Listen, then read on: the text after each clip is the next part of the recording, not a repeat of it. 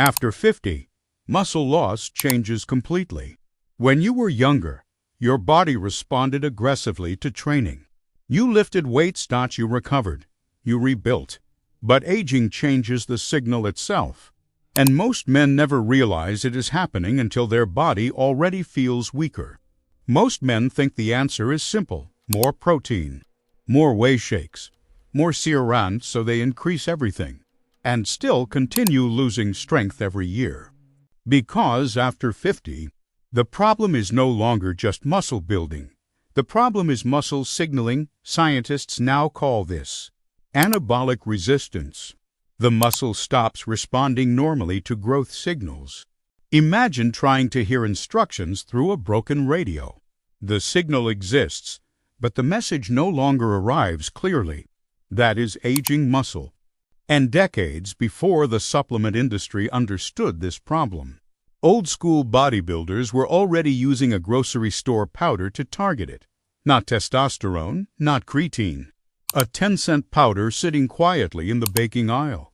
And modern molecular biology now explains exactly why it worked, because after 50, muscle preservation becomes more important than muscle stimulation. And those are not the same biological problem. Creatine works. That is not the question. The real question is, what problem was creatine designed to solve? Because explosive athletic performance and aging muscle preservation are not the same biological system. Creatine primarily improves phosphocreatine storage, which helps recycle ATP faster during intense muscular effort. That matters enormously for sprinting, heavy lifting, explosive output. But aging muscle loss becomes increasingly connected to something else entirely. After 50, the body begins struggling with connective tissue recovery. Inflammatory signaling rises, sleep quality declines, collagen turnover slows, and muscle tissue becomes harder to maintain even when protein intake stays high. This is why many men experience a strange frustration after 50. They still train consistently, yet their forearms shrink, their grip weakens, their legs stop feeling stable, and their body slowly loses its dense, resilient look. Not because motivation disappeared, because tissue quality changed. And this is where gelatin changes the equation completely. Because gelatin is not trying to create explosive athletic performance. It is supporting the recovery environment aging muscle depends on to survive. The dominant amino acid inside gelatin is glycine. And glycine influences several systems aging muscle desperately depends on after 50. Sleep quality, inflammatory regulation, collagen synthesis, recovery signaling. This is why old-school bodybuilders constantly consumed connective tissue-rich foods, bone broth, gelatin desserts, slow-cooked meat stock, organ meats. Not because they understood molecular biology, because they observed results directly. The men whose physiques aged slower, whose joints survived longer, whose tissue stayed dense, all tended to eat this way consistently. And decades later, modern biology finally explained why they were right. The strongest bodybuilders of the 1960s and 70s trained in a completely different nutritional world. No neon pre-workouts, no influencer supplements, no muscle-building energy drinks. And yet many of those men maintained dense, resilient physiques deep into older age. Because old-school bodybuilders focused less on stimulation and far more on recovery. They understood something modern fitness culture forgot. Muscle is not built during training.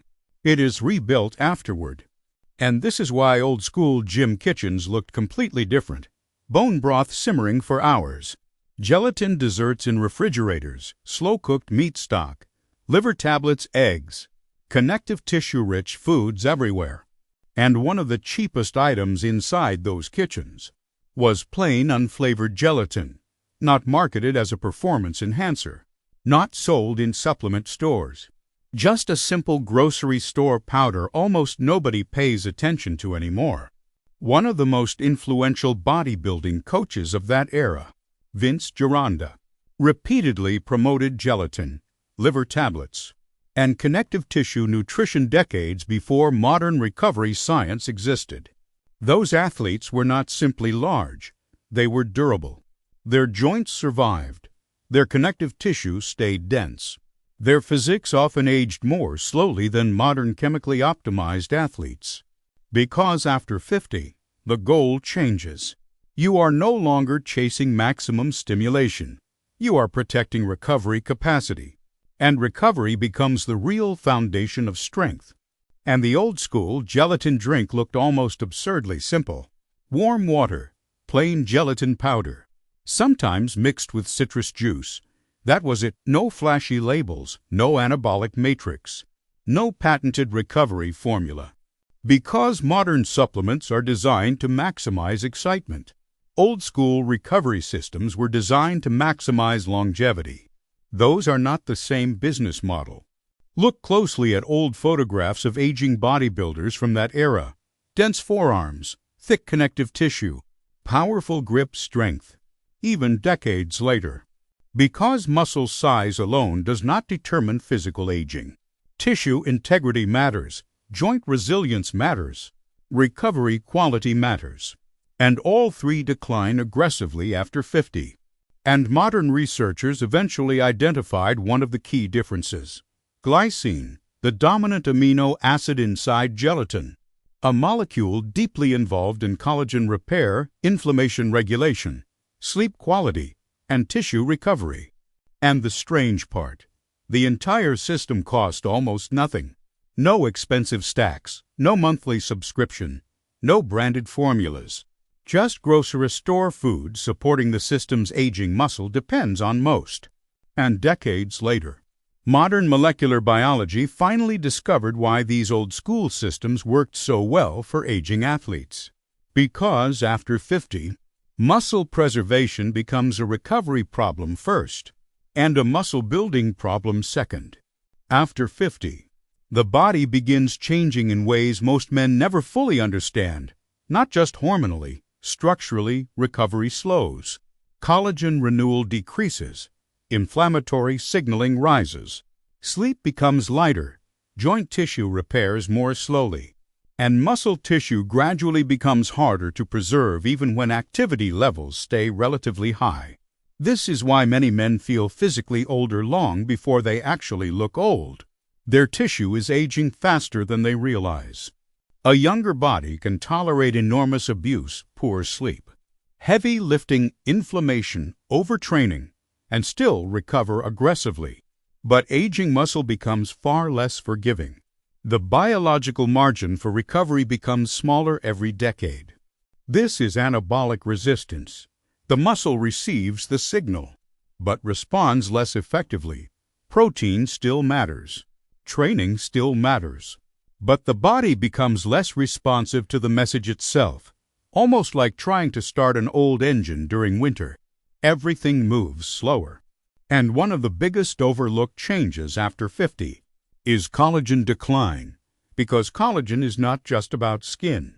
It helps support tendons, fascia, joint stability, connective tissue strength, and the structural environment muscle depends on.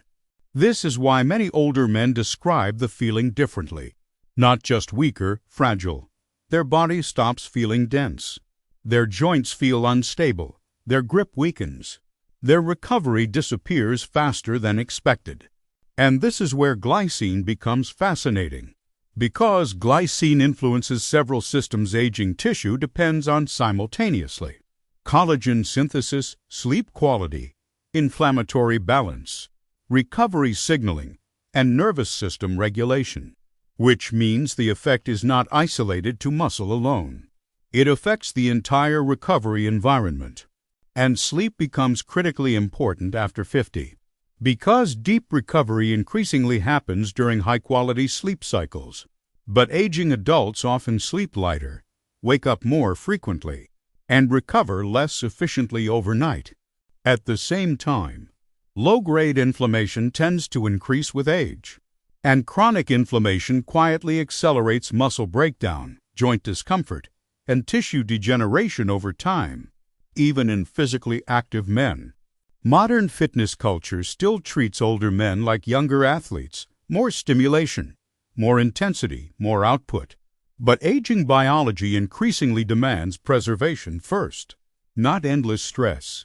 Because after 50, the real goal is no longer maximizing stimulation, it is preserving function, preserving resilience, preserving recovery capacity, preserving independence. And that changes the entire nutritional conversation. And this is exactly why simple gelatin fits aging physiology surprisingly well. Not because it is magical, because it supports systems aging adults struggle to maintain naturally. Collagen turnover, recovery signaling, sleep quality, tissue integrity.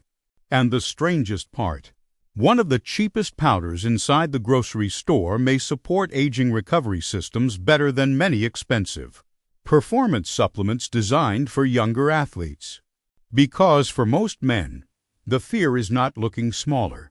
The fear is losing physical capability, losing resilience, losing independence. And aging biology increasingly suggests that recovery preservation may matter more than aggressive stimulation after 50, which is why the old bodybuilders may have understood aging muscle far better than modern fitness culture does today. For most men after 50, the real warning signs are not dramatic. They are quiet. The stairs suddenly feel steeper.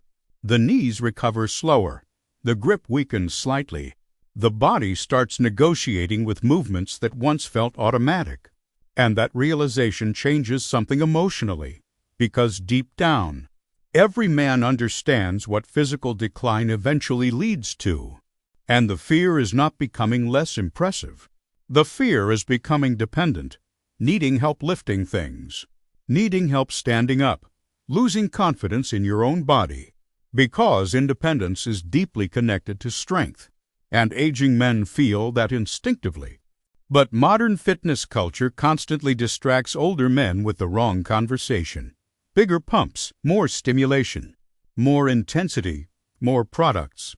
While the real biological battle after 50 is preservation, recovery, tissue resilience, and maintaining physical capability for decades longer. And that is why this story feels almost unbelievable.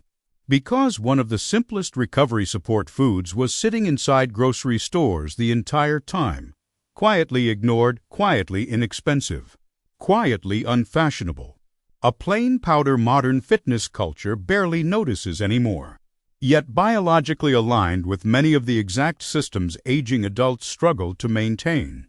And maybe the old-school bodybuilders understood something modern culture forgot. That aging well is not about endless stimulation. It is about reducing breakdown, protecting recovery, preserving dense tissue, maintaining strength long enough to stay physically capable deep into older age. Because real strength after 50 looks different. It looks like carrying groceries without strain, walking confidently upstairs, recovering faster, maintaining grip strength, feeling stable, feeling capable, feeling physically trustworthy again. And the strange part is how simple the old protocol actually was. Consistent movement, consistent recovery, connective tissue-rich nutrition, better sleep, less inflammation, and simple grocery store foods supporting recovery instead of constantly overstimulating the body. Because after 50, the body becomes less responsive to aggressive stimulation, but increasingly dependent on recovery quality. And that may be the most important difference modern fitness culture still fails to understand. Aging muscle is not simply undertrained. It is under-recovered. And maybe that is why this tiny 10-cent powder survived quietly for generations, not because it was flashy, because it supported resilience. The kind of resilience aging adults slowly realize matters more than appearance. The ability to keep moving comfortably, to stay physically capable, to trust your body again, to remain independent. And those goals become priceless with age. If you want more forgotten old-school nutrition strategies designed specifically for aging muscle, subscribe. Because the strongest generation of bodybuilders solved many of these problems decades before modern supplements learned how to market them.